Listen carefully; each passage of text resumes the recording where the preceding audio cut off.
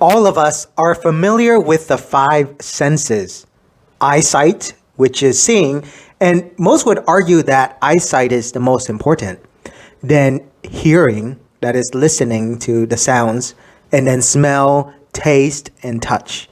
So again, the five senses are eyesight, hearing, smelling, tasting, and touching. Now we see some of these senses referenced in the gospel readings. For example, some of you are familiar with the man born blind in the Gospel of St. John chapter 9. You see, Jesus healed a man who was blind from birth. This man was physically blind. And then after the healing, he was able to see. Now, in the Gospel reading for this 23rd Sunday in Ordinary Time Year B from the Gospel of St. Mark chapter 7 verses 31 to 37, Jesus heals a man who was deaf. In other words, he could not hear. But notice too that the gospel reading also says that this deaf man has a speech impediment. But through Jesus' healing, he was able to hear, and he's able to talk plainly. He is able to communicate with others. So let's examine this further. And when you talk about deaf, you also have to talk about mute, right? Because when you cannot hear, chances are you can also not speak. Okay, so anyways, let's go further in the gospel reading here. So you see, the senses in the gospels can be interpreted as something physical. For example, the man born blind we just spoke of earlier, he is actually physically really blind, right? He's really blind. He cannot see. He's unable to have eyesight. But keep in mind too that there's also something very important in the Gospels, and it's called a spiritual interpretation of the senses. In other words, while somebody may have good physical eyesight, meaning they can see very well, they are nevertheless spiritually blind, right? So there is physical blindness and then there's spiritual blindness. Now, basically, spiritual blindness is the refusal to believe, even when the evidence is clear. Again, go back to the Gospel of St. John chapter 9. And I like to draw your attention to verses 24 to 41, and then you'll know what I mean.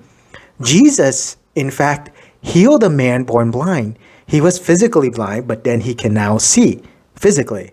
However, the Pharisees and the Jewish authorities, they cannot accept the fact that this man was born blind and can now see. So you see, they do not believe. And so their refusal to believe this fact, as you can see in the dialogue back and forth in the Gospel of John chapter 9, verses 21 to 41, this dialogue back and forth, and then you can really see then who is truly blind, right? Not physically blind, but spiritually blind. You see, the authorities have become spiritually blind because they refuse to believe. Okay, now let's go back to this gospel reading for the 23rd Sunday. Now, there is something as spiritual deafness as well. Spiritual muteness, meaning you cannot hear or you cannot speak. So let's get into it. Here's what the gospel passage says. Jesus left the district of Tyre and went by way of Sidon to the Sea of Galilee, into the district of the Decapolis. And people brought to him a deaf man who had a speech impediment and begged him to lay his hand on him. He took him off by himself away from the crowd. He put his finger into the man's ears and spitting touched his tongue. Then he looked up to heaven and groaned and said to him, Ephphrata, that is, be opened. And immediately the man's ears were opened. His speech impediment was removed, and he spoke plainly. Now, notice in this miracle, Jesus took the man from out of the crowd and healed him.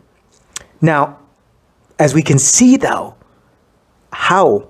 Let's take a look at how the response of the crowd is, right? How they respond to this when they see that this man who was deaf and who was mute, so he cannot hear and he cannot speak. But then now all of a sudden, he can both hear and speak. True miracle. How does a crowd respond? We'll continue reading the gospel passage, and here's what it says. Jesus ordered them to not tell anyone, but the more he ordered them not to, the more they proclaimed it. They were exceedingly astonished, and they said, "He has done all things well.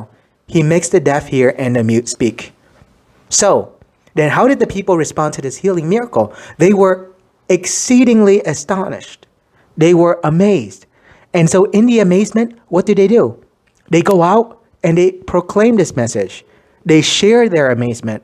They become witnesses to what has just happened to this man. He was deaf, he was mute, but now he has all of the senses now. He can hear and he can talk, he can speak. And so here then, I'd like to share two important points for us to reflect on in this gospel reading. Number one, and a very important one, and it's this: are we spiritually deaf? Is our spiritual life deaf? And that's something very important for each one of us to reflect on personally. You see, hopefully you're able to hear me, for example, share this gospel reflection. Right, we're doing audio format here, and so hopefully you can hear. Now, you see, the sense of hearing is very important, right? Because after all, we communicate by one person speaking and another listening. We must learn to listen. If we cannot hear, then we cannot communicate, right? So, for example, think of the last time you were trying to talk to somebody, but for whatever reason, they're saying something, but you cannot hear them. How do you feel at that moment? Do you feel frustrated? Probably, right? Now, think about the last time you spoke to someone, for example, on the phone. You talk to them, you're having a good conversation, and then all of a sudden you walk into the elevator, and then you lose cellular signal. And the other person on the other side cannot hear you. They don't know what's going on. And they're like, "Hey, where are you? Can you hear me? Can you hear me now? Can you hear me now?" Right? Like that, cellular commercial. But anyways, can you hear me? And eventually, let's just say you recover the signal and then you can hear again, and then you can continue the conversation like normal, right? Well, hearing and speaking are very, very important, right? Very important means of communication.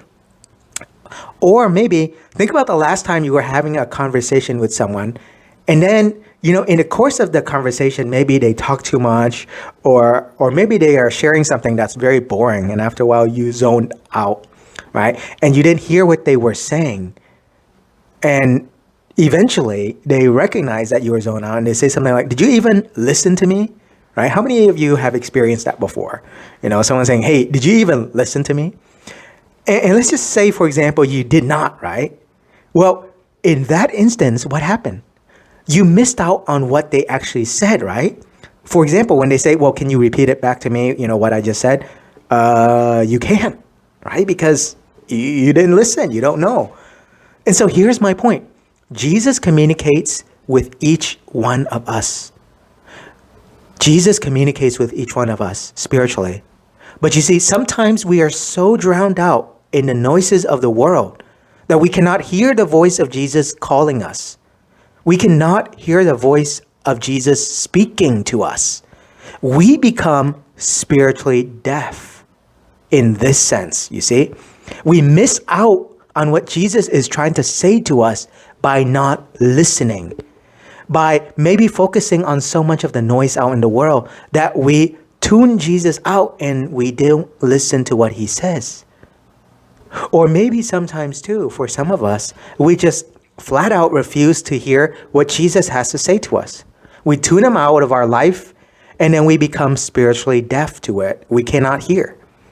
And so when we face a difficulty or a hardship in our life, and then we wonder, "Well, Jesus, where are you?" Right? He speaks to us the whole time. But because we are deaf, spiritually deaf, we cannot hear. Which then leads me to the second point I'd like to share in this reflection here. And it's this: are you willing to spend the time in the silence each day to listen to Jesus speaks? To listen to Jesus speak. Now, I understand some people say, "Well, I'm so busy with my life. I have to do this, and then I have to do that, and then I have all these activities and all these tasks I have to get done, and therefore I'm so busy, I don't have time to even take a moment to pause and to reflect, let alone in the silence listen."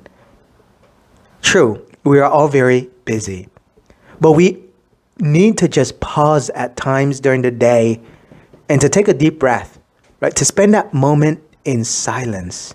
And in that moment in silence, we can hear Jesus speak to us. Sometimes silence can be very scary, right? If we're not familiar with it.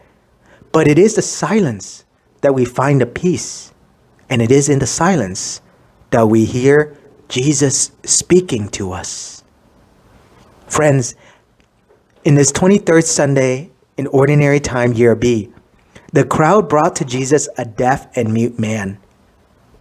And Jesus in turn healed this man from his physical infirmity.